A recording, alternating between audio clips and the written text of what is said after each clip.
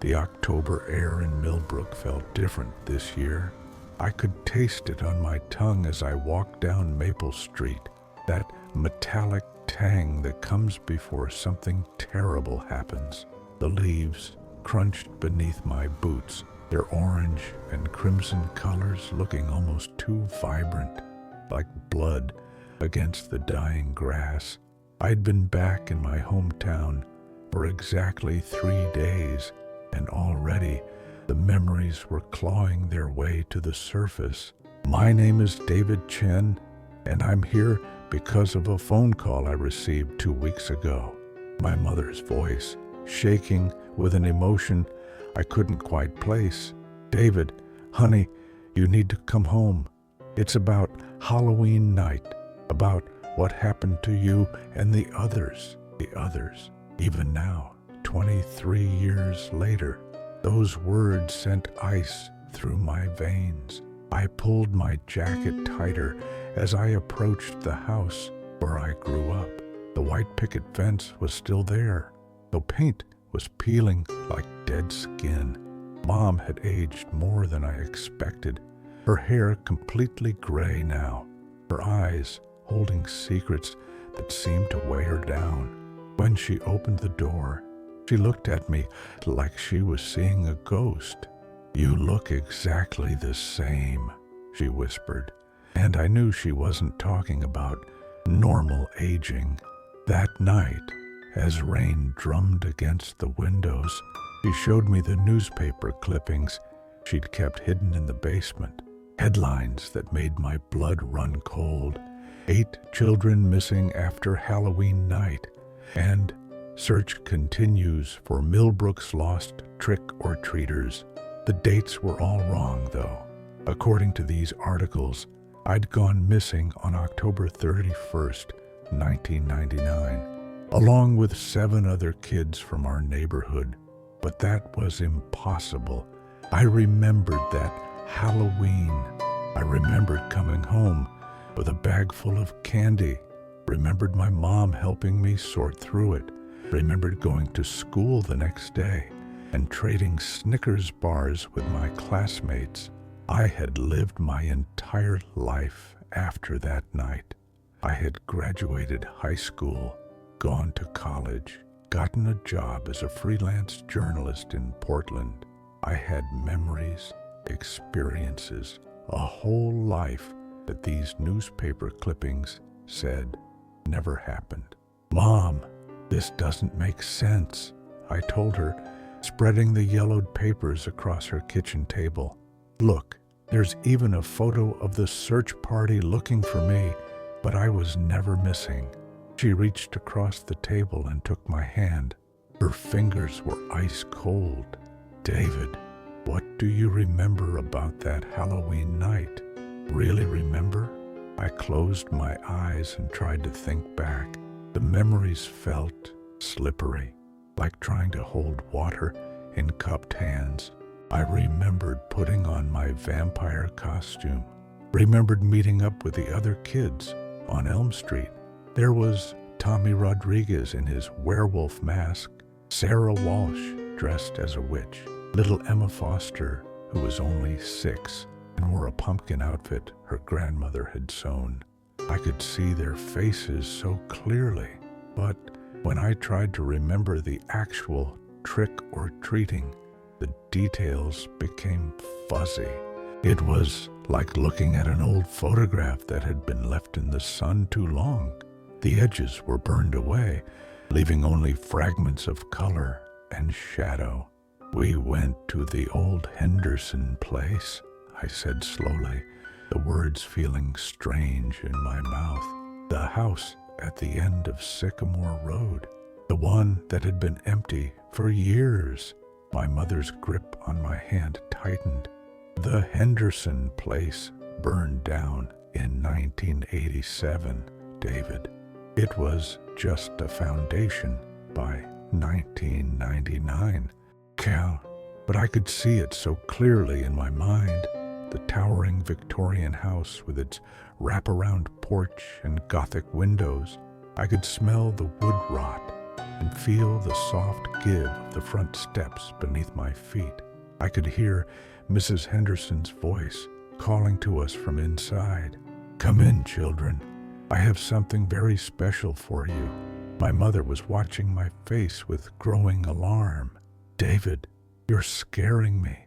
Your eyes, they're doing that thing again." "Ah, what thing?" She got up and brought me a hand mirror from the hallway. When I looked into it, I nearly dropped it on the floor. My pupils were completely dilated, turning my brown eyes almost black. But more than that, there was something moving behind them, like smoke swirling in dark water. "This started happening the week before Halloween that year," she said quietly.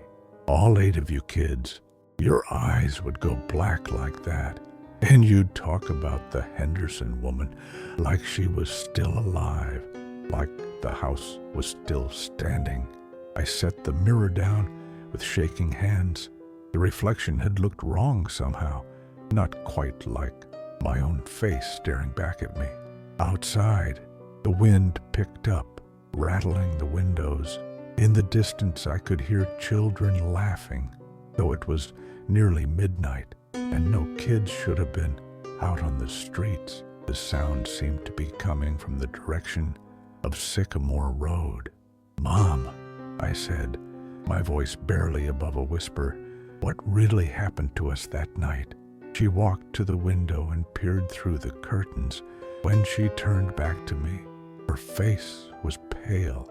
"I don't know, but you came back 3 days later, all of you. You were standing on the front porch when I woke up, still in your costume, still carrying your trick-or-treat bag. You acted like nothing had happened, like no time had passed at all. The police called off the search. The newspapers printed retractions. Everyone just forgot. Everyone except you." She nodded. "I tried to forget too. I wanted to believe everything was normal. But there were signs, David. Little things that weren't quite right." The laughing outside was getting closer now. I could make out voices, young voices calling out, "Trick or treat," over and over again like a broken record. My mother grabbed my arm. "They come back every year," she said, "on the nights leading up to Halloween. The 8 of you, still in your costumes, still carrying those same trick-or-treat bags. You knock on doors asking for candy, but the people who answer don't remember you the next day." I felt something cold settle in my stomach. "Are you saying we're dead?" "I don't know what you are," she whispered.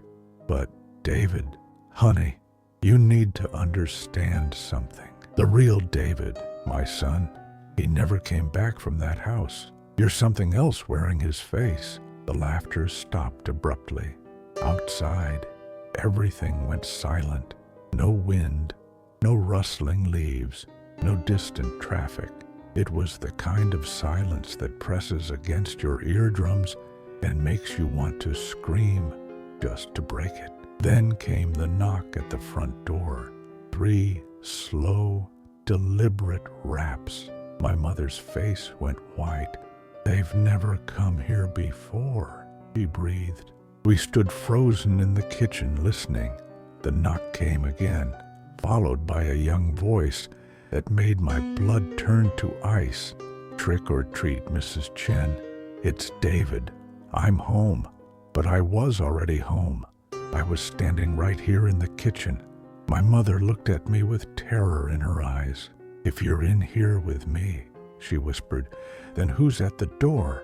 The knocking grew more insistent, and more voices joined in.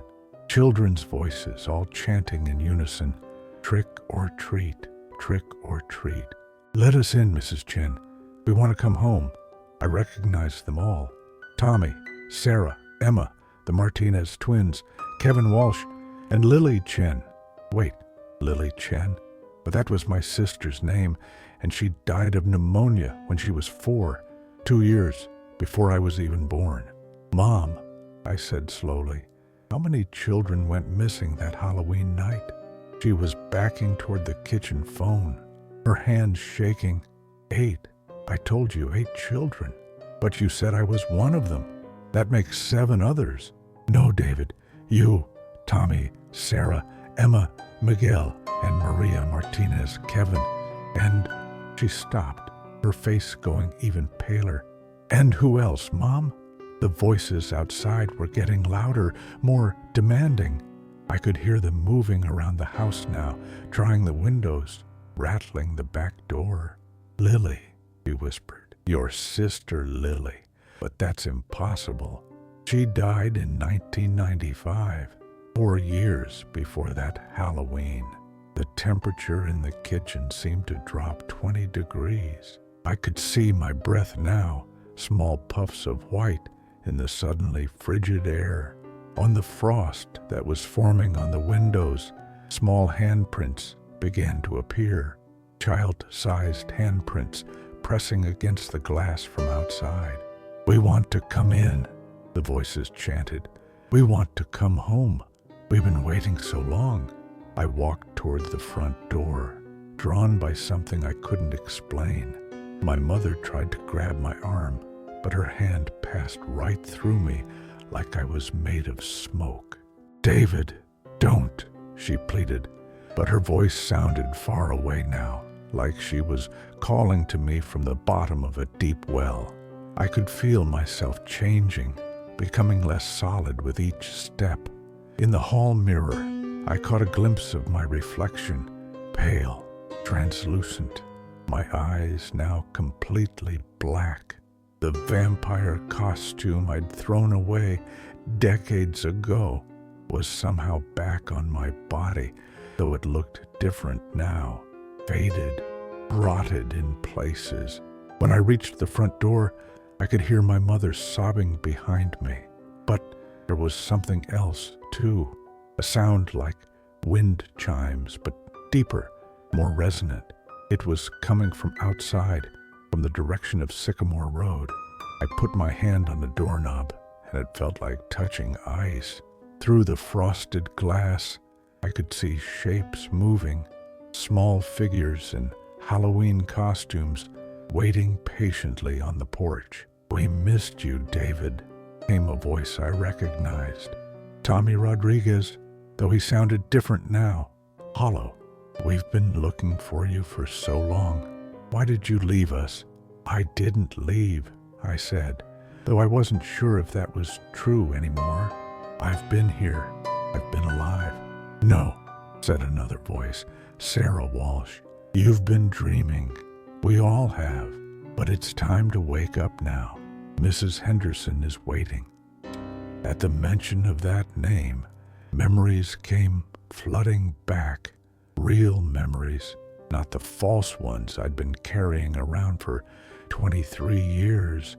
I remembered following the other children up the steps of the Henderson house, remembered the door creaking open, remembered the woman who stood there.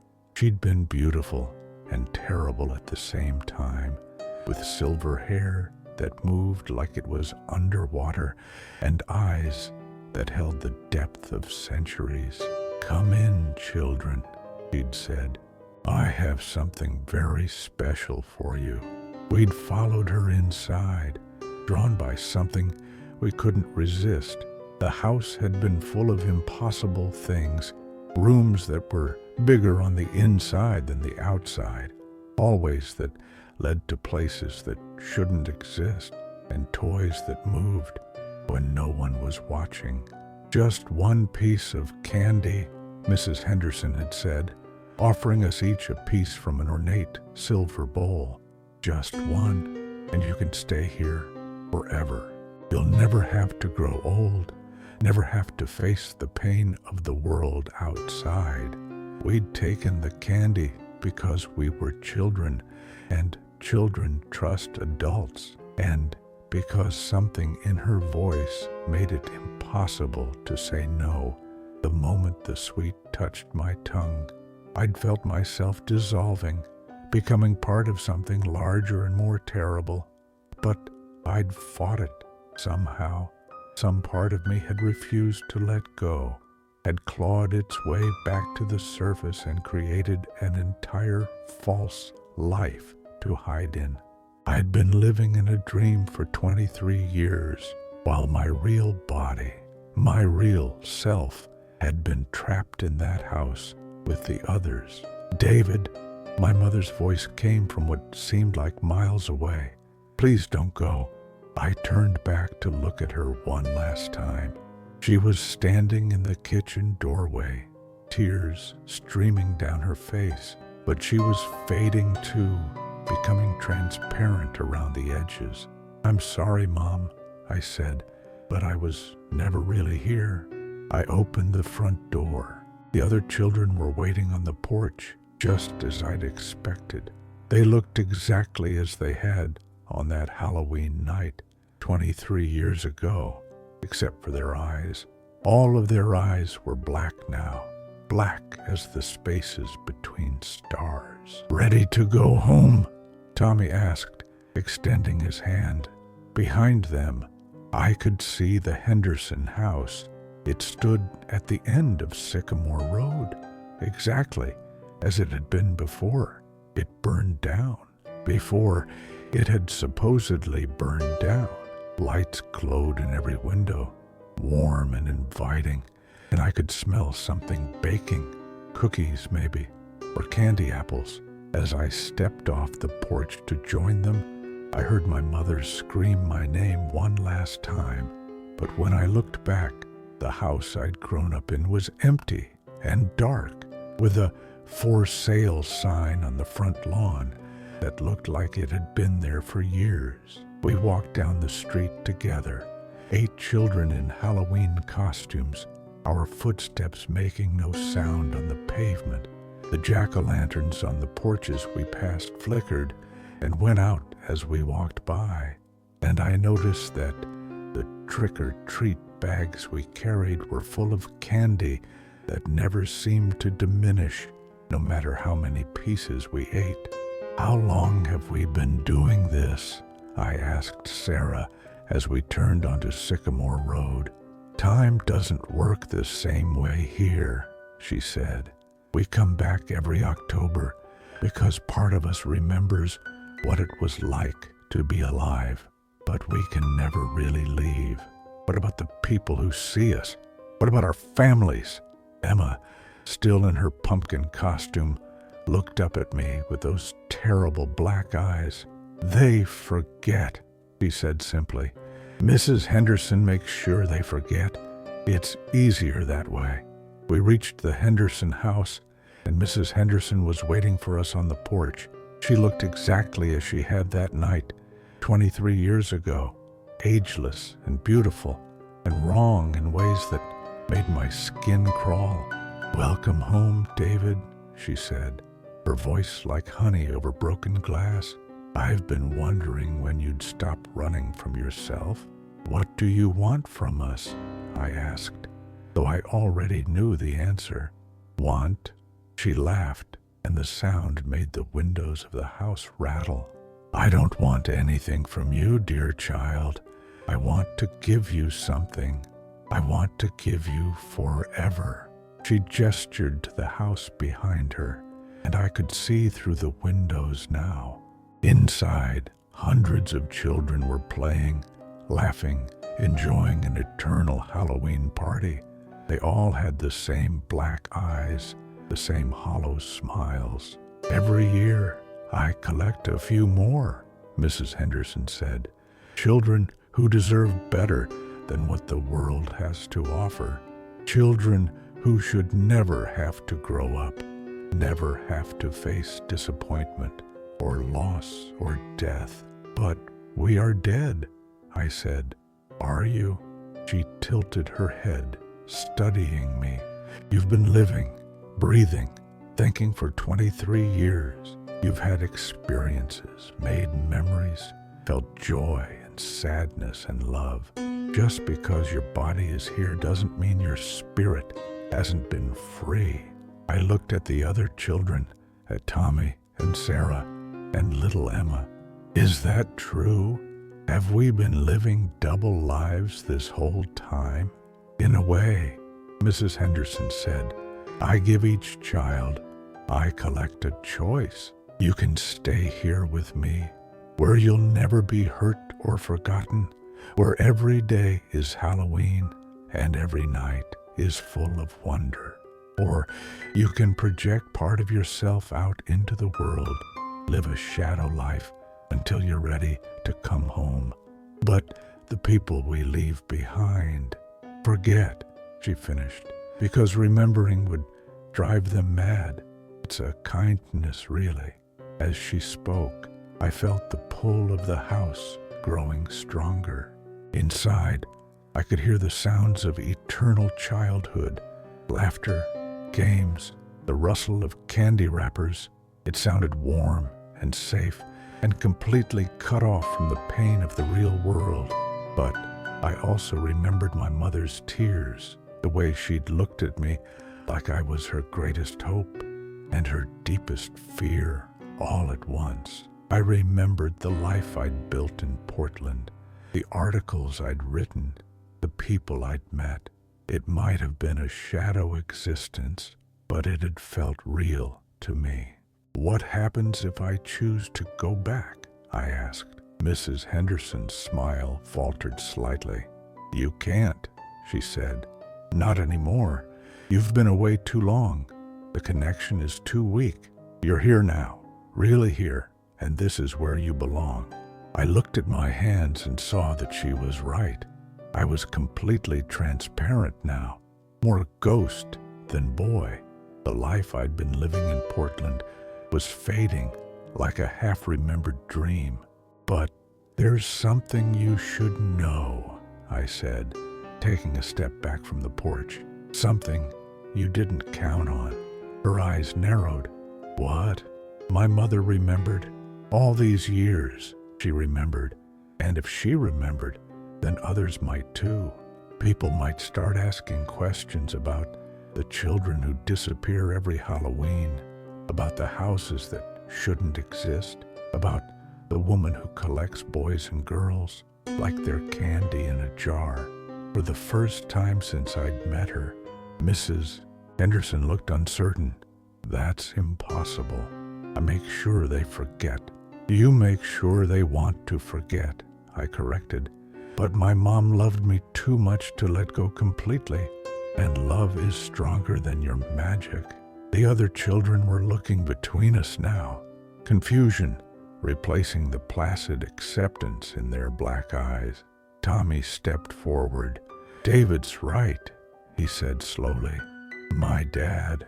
Sometimes he looks at my bedroom like he's trying to remember something.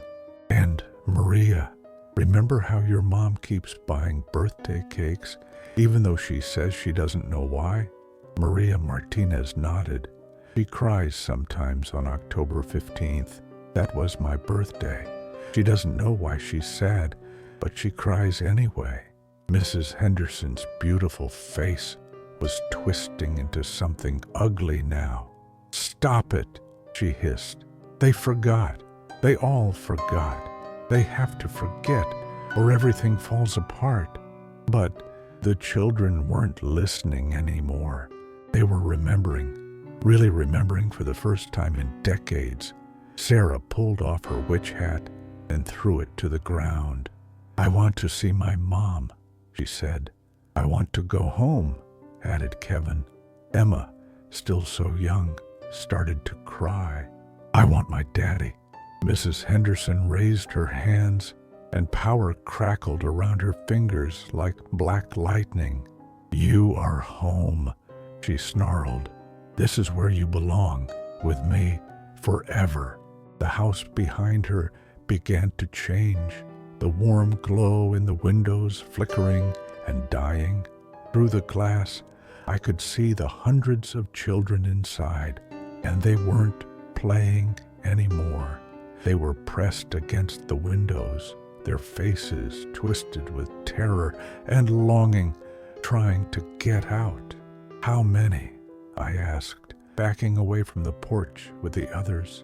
How many children have you stolen over the years? I didn't steal anyone, she spat. I saved them. I saved them from growing up, from learning that the world is cruel and unfair and full of suffering. But you also saved them from joy, I said, from love, from the chance to make their own choices, from the possibility that life might be beautiful as well as painful. The house was crumbling now, decades of decay suddenly catching up with it all at once. Mrs. Henderson was changing too, her beautiful face aging rapidly, her silver hair turning white and brittle. No, she whispered. No, you can't leave me. I'll be alone. For a moment, I felt sorry for her.